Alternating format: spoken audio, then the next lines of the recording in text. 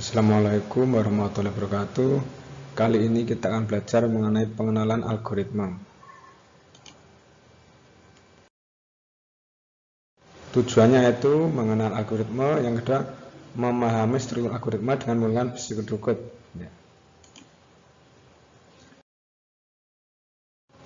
Nah, sebelumnya kita bahas mengenai komputer dulu.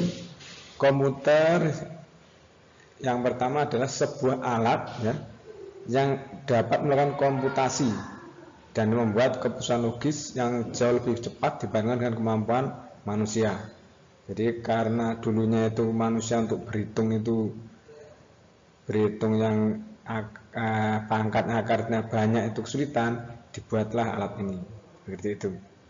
Kemudian yang kedua adalah mesin atau alat buatan yang memiliki fungsi untuk menerima input dan output, memori penyimpanan, prosesor yang memiliki kemampuan untuk mentransformasikan data dalam bentuk ukuran karakter, dan yang akan melakukan eksekusi berbagai macam jenis kalkulasi, yaitu untuk menyelesaikan permasalahan di mana solusi diekspresikan dalam bentuk sebuah algoritma yang dikelola oleh sebuah unit kontrol berdasarkan instruksi atau program yang tersimpan dalam memori, menurut George Ifrah tahun 2001. Nah, dari pendapat yang dapat disimpulkan adalah komputer adalah alat yang pertama, yang kemudian bekerja sesuai perintah atau instruksi yang diberikan. Perintah atau instruksi berupa program komputer. Program komputer disusun menggunakan bahasa pemrograman, bekerja secara terstruktur sesuai dengan alur yang disusun oleh programmer, yang disebut dengan algoritma.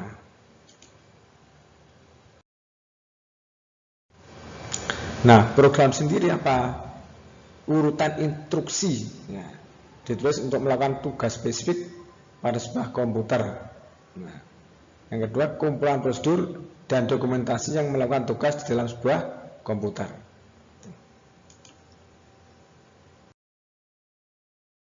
Nah, kemudian definisinya algoritma sendiri.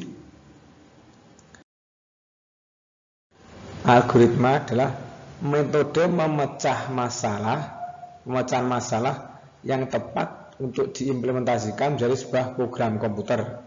Yang kedua, sebuah prosedur untuk menyelesaikan suatu masalah dalam terminologi aksi untuk mengeksekusi dan urutan di mana aksi tersebut dieksekusi. Yang ketiga yaitu kumpulan langkah-langkah yang dapat dihitung untuk mencapai sebuah hasil yang diinginkan.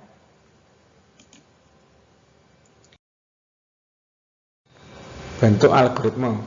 Algoritma dapat berjalan dalam 3 bentuk, yaitu dalam bahasa natural atau sehari-hari.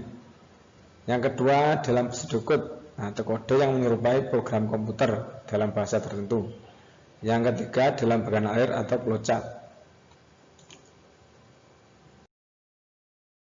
Nah, contohnya ini cara memasak tempe goreng. Nah, urutan seperti apa? Nah, potong tempenya dulu, kemudian bumbu tempe. Nah, pakai apa sekarang itu bumbu yang paling tren itu pakai marinasi. Nah, gitu.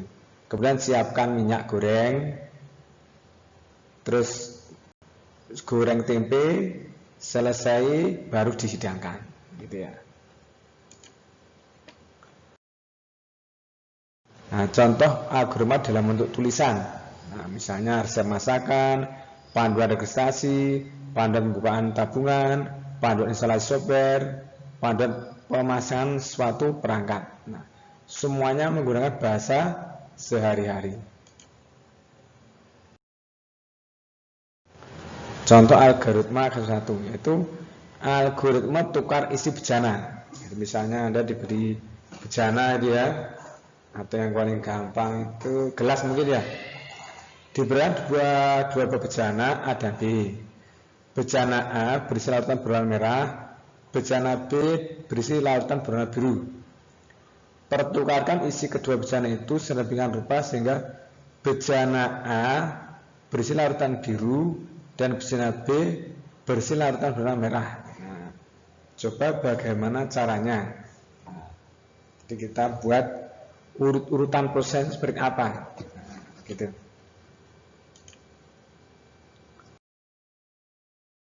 Nah ini keadaan awal sebelum pertukaran. Ada bejana A, bejana B. Nah untuk proses pertukaran ini untuk memudahkan, yaitu kita siapkan bejana yang lain, bejana yang kosong ya, sebagai penampung, gitu ya. Nah, ya. Nah, mula-mula ini tuangkanlah isi bejana B ke bejana C. Nah, jadi C-nya berisi biru, B-nya kosong. Ya. Kemudian masukkanlah isi bejana A ke bejana B. Ya. Sekarang bejana kosong. Nah, langkah selanjutnya tuangkanlah isi bejana C yang tadi ke bejana A. Nah, gitu. Jadi akhirnya bejana A isi biru, bejana B isi merah, dan bejana C kosong. Demikian, ya.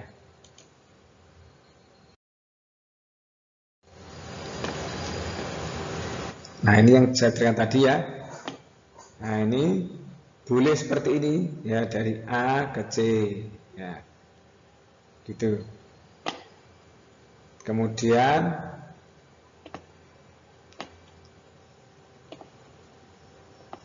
dari B ke A, baru C ke B, begitu juga boleh.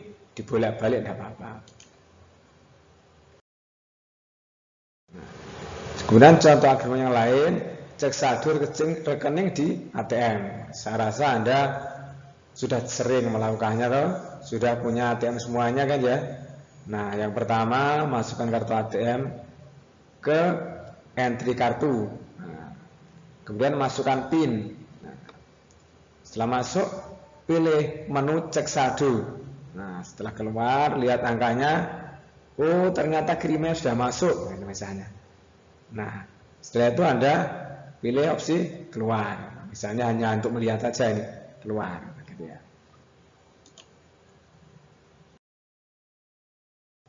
Apakah sudah selesai seperti itu?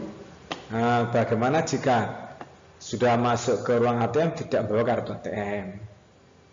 Benarkah ATM dari bank Anda, misalnya Anda ngelamun tiba-tiba salah masuk ya? Apakah ada jaringan multibank atau ATM bersama? Walaupun bukan ATM bank Anda, tapi ada ATM bersama bisa digunakan. Atau mungkin sudah masuk ATM-nya rusak atau PIN-nya salah. Nah, pilihan menunya ada banyak, misalnya ada banyak sekali sana dan seterusnya. Ya. Nah, ini contoh algoritma yang lain yaitu menghitung luas persegi panjang. Pertama, untuk menghitung tentu membutuhkan masukan atau nilai. Nah, karena ini persegi panjang, butuh inputannya itu panjang dan lebar. Misalnya masukkan panjang itu singkat P, masukkan lebar L. Kemudian luasnya dihitung, luas itu diisi P kali L. Nah, tulis luas gitu ya. Sifat berlaku umum, tidak menggunakan simbol atau sintak dari suatu bahasa pemrograman, tidak tergantung pada suatu bahasa pemrograman. Notasi dapat digunakan untuk seluruh bahasa pemrograman manapun. Ya.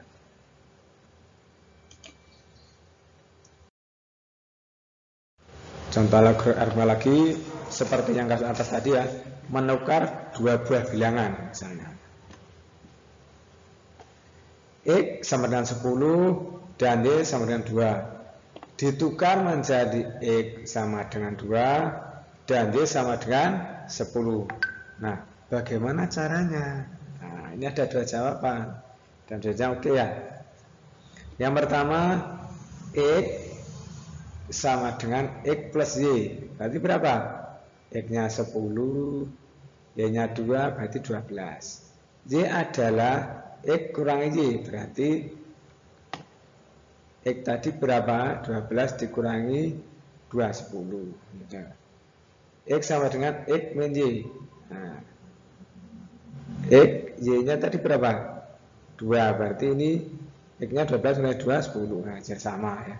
Atau pakai variabel penampung lain, seperti yang contoh bejana tadi.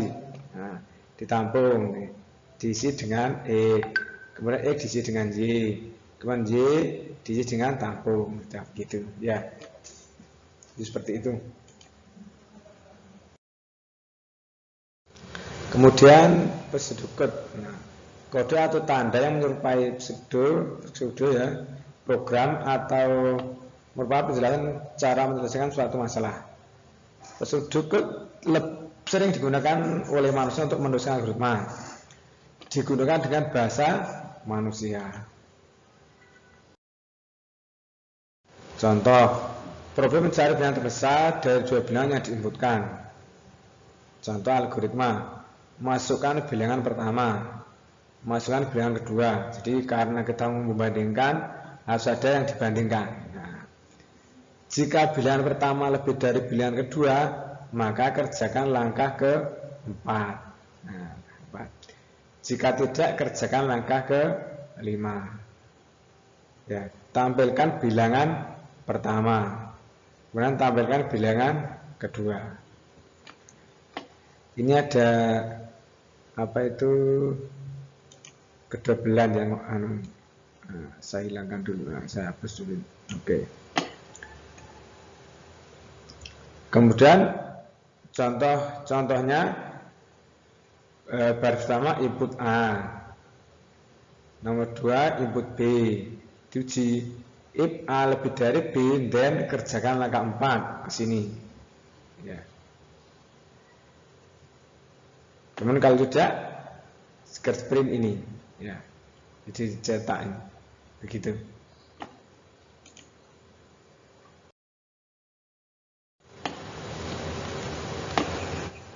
Kemudian struktur berikut program, deklarasi.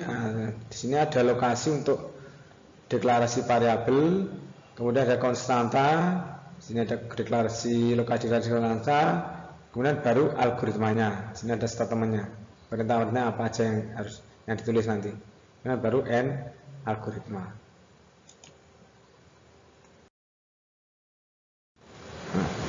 Kemudian ini contoh program cek saldo tadi, struktur yang pseudocode-nya cek saldo ya. Deklarasi misalnya ATM, kartu ATM, PIN, dan saldo. Kemudian konstanta tidak ada. Algoritmanya nomor 1 masukkan kartu ATM ke entry kartu. Nomor 2 masukkan PIN. Setelah masuk, jika PIN salah, ulangi nomor 2, dibalik ke sini lagi, ya, hingga maksimal 3 kali. Nah, jika lebih dari 3 kali, blokir kartu dan keluar. Jika benar, masuk ke bagian selanjutnya nomor 3, jadi lompat ke sini. Pilih menu cek saldo, dia saldo, terus pilih menu keluar.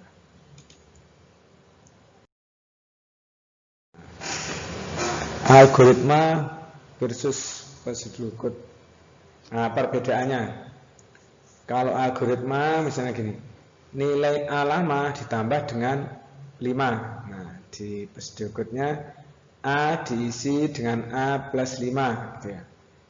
Cetak nilai A bila lebih besar dari 10. Nah, if A lebih dari 10, then print A. Dari dua bilangan A dan B, cari bilangan yang terbesar. If A lebih dari B, then print A, else print B.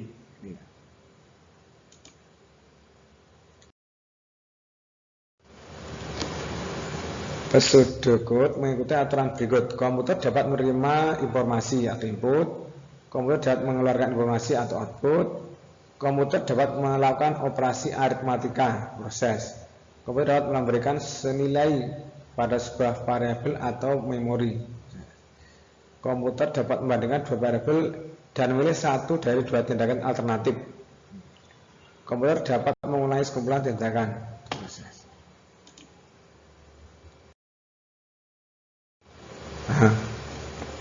Pseudocode standar atau umum. Misalnya perintahnya menerima input read atau get, atau untuk program yang lain ada lagi menampilkan output, display, print, write, show misalnya. Kemudian aritmatikanya ada plus minus kali bagi persen, dip, sub, mul, dan min. Pemberian nilai ada seperti ini ya. Inisialisasi init atau set. Kemudian memilih pakai if then else atau case. Perulangan pakai for while ya. Nah, udah sampai di sini. Semoga jelas. Saya akhiri. Assalamualaikum warahmatullahi wabarakatuh.